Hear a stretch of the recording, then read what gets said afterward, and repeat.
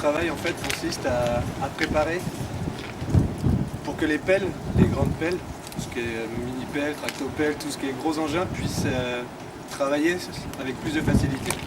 Donc déjà, quand on arrive sur un chantier, la base c'est de tout préparer au niveau des barrières, tout clôturer pour que le chantier soit inaccessible pour le public. Et ensuite on commence ce que nous on appelle le curage, c'est de la démolition d'intérieur. Donc enlever tout ce qui est boiserie, plastique, pour laisser que ce qui est finalement que de la pierre, tout ce qu'on appelle de l'inerte, du verre, de la porcelaine, de la faïence. Et voilà. C'est vrai que les églises c'est pas courant du tout d'en faire, parce que la plupart du temps c'est des rénovations. Et c'est vrai que sur ce chantier-là, il y avait pas mal de problèmes avec les riverains, parce qu'eux auraient aimé garder cette église, mais c'est vrai que quand on la voit de là, c'est une belle église, mais de l'intérieur, on voit quand même qu'il y a pas mal de fissures. Et le clocher, par exemple, que vous voyez tout en haut, est en train de s'effondrer. Donc c'était soit de la rénovation complète, avec une église complètement conservée, soit une démolition et une reconstruction derrière, et ils sont partis plus pour une destruction et une reconstruction. Mais c'est vrai que c'est dommage, quoi. C'est pas une très vieille église, mais elle a quand même 950 ans il me semble. Donc c'est vrai que c'est dommage de pas garder des bâtiments avec une histoire et un vécu. Mais bon, c'est pas un choix de notre part. Et nous sommes donc une classe du lycée Blaise Pascal. Les élèves de seconde ici sont inscrits en option patrimoine. On a étudié pendant 2 ans le patrimoine minier. Cette année, on s'intéresse au patrimoine néo-gothique angevin, puisqu'on sait qu'il a donc quelques problèmes de conservation. Voilà, donc les élèves ont quelques questions à vous poser. En fait, l'église n'était pas en très mauvais état. Pendant 50 ans, il n'y a pas eu de travaux pratiquement.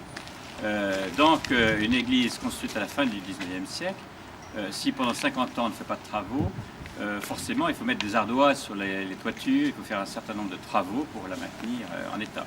Donc l'entretien n'a pas été fait.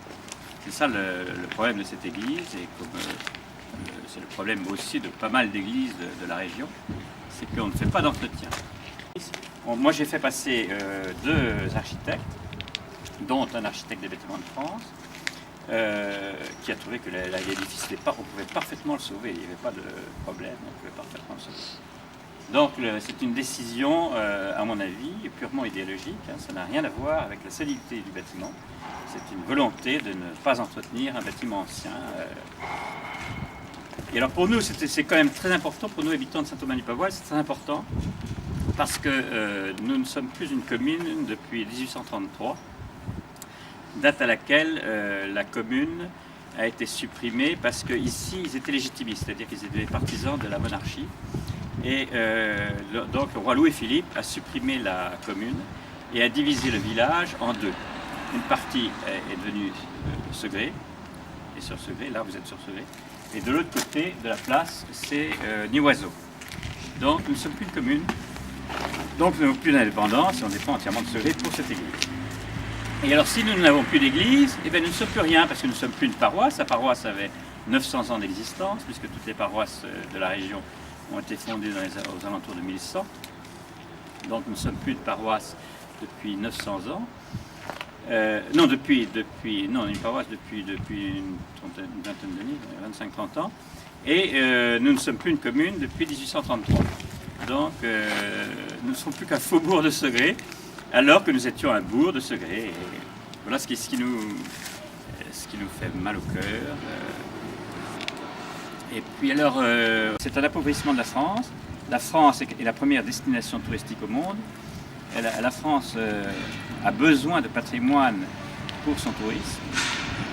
Et si on commence à détruire le patrimoine, si les gens n'ont plus à voir que des lotissements, que des hangars ou que des entrepôts, bon, les touristes sont désintéressés par le pays. C'est un appauvrissement du pays. Voilà.